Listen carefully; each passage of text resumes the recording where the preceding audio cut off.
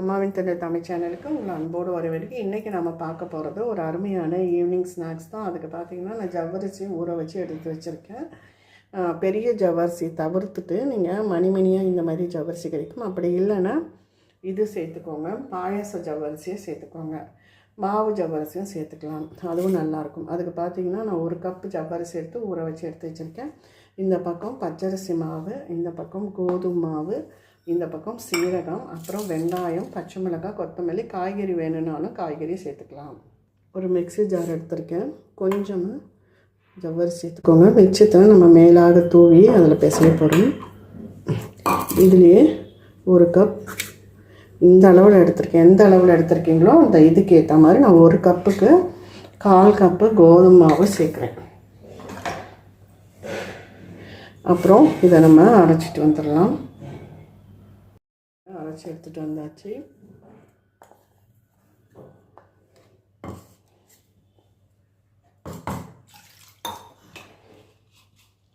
இப்போ பார்த்தீங்கன்னா இதில் சீரகம்,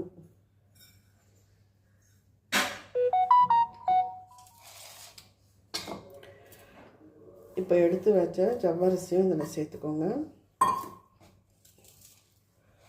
இப்போ எதுவும் தண்ணி ஊற்ற வேண்டாம். கொஞ்சமாக பச்சரிசி வந்து 1/4 கப்பு தான். மாவுக்காக கொஞ்சம் அந்த பிடிமானத்துக்காக தான் பச்சரிசி சேர்க்குறோம். இப்போ வெங்காயம், பச்சை மிளகாய், இஞ்சி,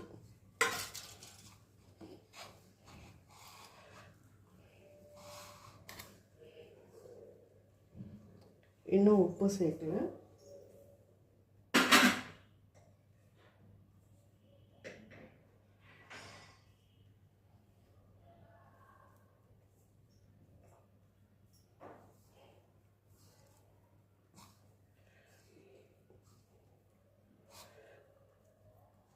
பச்சரிசி வந்து அளவு சொல்ல முடியாது, நீங்கள் மிக்சியில் அரைக்கிறத பொறுத்து இருக்குது. இப்போது நான் மிக்சி கழுவுன தண்ணி இருக்கு இல்லைங்களா, அதை லைட்டாக தெளிச்சுட்டு கொஞ்சம் பிடிமானத்துக்காக தெளிக்கிறேன். நம்ம அப்படியே உதிர்த்து போடுவோம் இல்லையா, அதுக்காக. நீங்கள் மஞ்சள் தூள் சேர்க்குறதுனாலும் சேர்த்துக்கலாம்.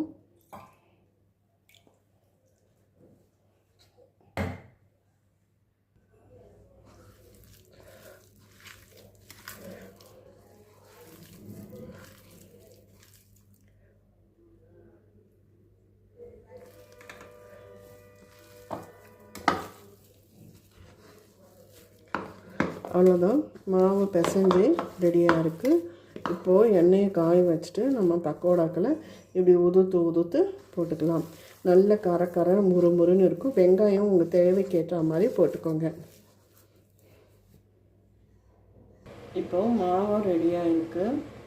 இப்போது எண்ணெய் காஞ்சிருச்சு, போட்டுக்கோங்க.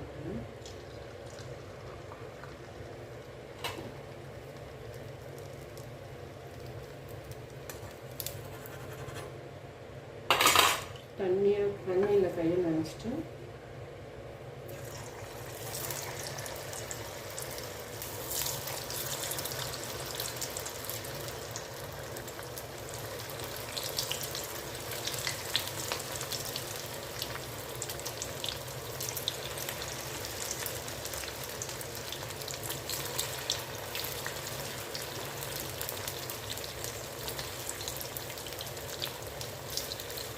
இப்போ இது 2 வரட்டும்னு பார்க்கலாம். அடுப்பை வந்து மீடியம் ஃப்ளேம்லேயே வச்சுக்கோங்க. ஃபஸ்ட்டு திருப்பி கொடுக்காதீங்க, ஒட்டினாலும் பின்னாடி தனியாக பிரிஞ்சு வந்துடும். நல்ல கரை முறுமுறுன்னு இருக்கும். அந்த ஜவ்வரிசியெல்லாம் ஊற வச்சு நம்ம சேர்த்தது, கோதுமை மாவு, பச்சரிசி.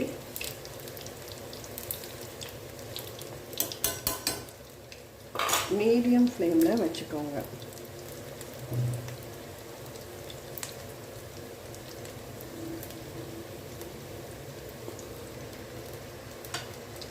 இப்போ பாருங்கள், எல்லாம் பிரிஞ்சு வந்தாச்சு. இன்னும் கொஞ்சம் நேரம் வேகட்டும். நல்லா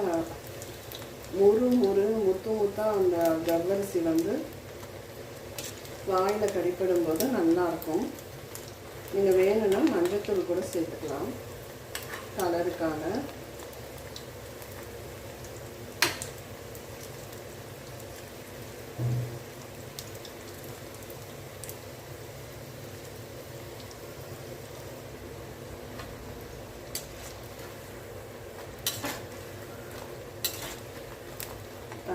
சூப்பராக ரெடி ஆகிடுது. இப்போ நம்ம எடுத்துடலாம்.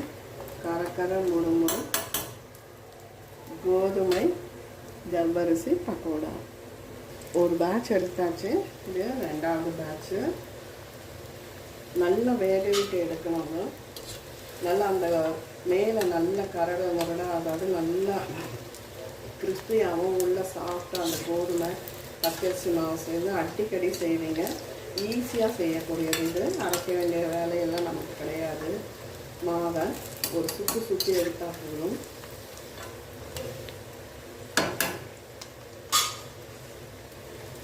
அவ்வளோதான். ஒரு சூப்பரான அவ்வளோதான் கோதுமை ஜவ்வரிசி பக்கோடா ரெடி ஆகிடுச்சு. சூப்பராக இருக்குங்க. நல்லா கரன்னு இருக்கும். நான் பிரித்து காமிக்கிறேன். உள்ளே பாருங்கள் எவ்வளோ சாஃப்டாக இருக்குது. மேலே கரன்னு இருக்கும்.